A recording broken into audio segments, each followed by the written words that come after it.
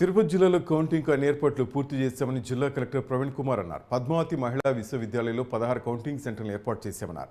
2230 మంది సిబ్బంది కౌంటింగ్ ప్రక్రియలో పాల్గొంటున్నారని, సాయంత్రం 5 గంటలకు తుది ఫలితాలు వచ్చే అవకాశం ఉందని కలెక్టర్ చెప్పారు. రాజకీయ పార్టీల నేతలతో సహా అందరూ తప్పనిసరిగా ఎన్నికల నిబంధనలను పాటించాలని, కోడ్ ఉల్లంఘిస్తే కఠిన చర్యలు ఉంటాయని హెచ్చరించారు.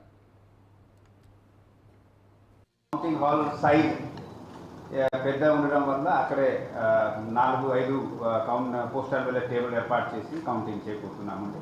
పార్లమెంట్ దాదాపుగా 19,000 అమౌంట్ నంబర్లో మనకి పోస్టల్ బ్యాలెట్ వచ్చాయి. తిరుపతి 23 PC సంబంధించి దానికి సెపరేట్ కౌంటింగ్ హాల్ మేము ఏర్పాటు చేయడం జరిగింది. సో ఈ విధంగా 7 assembly segment, 7 parliament, 14 counting halls Tirupati, అదేవిధంగా పార్లమెంట్ తిరుపతి రెండు కలిపి 16 కౌంటింగ్ హాల్స్లో కౌంటింగ్ మొదలవుతాయి. పోస్టల్ బ్యాలెట్ 8 గంటలకి మొదలవుతుంది.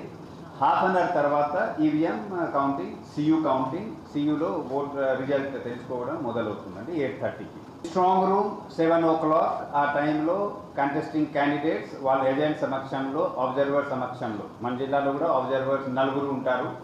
రేపు అందరూ రాపోతున్నారు. రేపు సెకండ్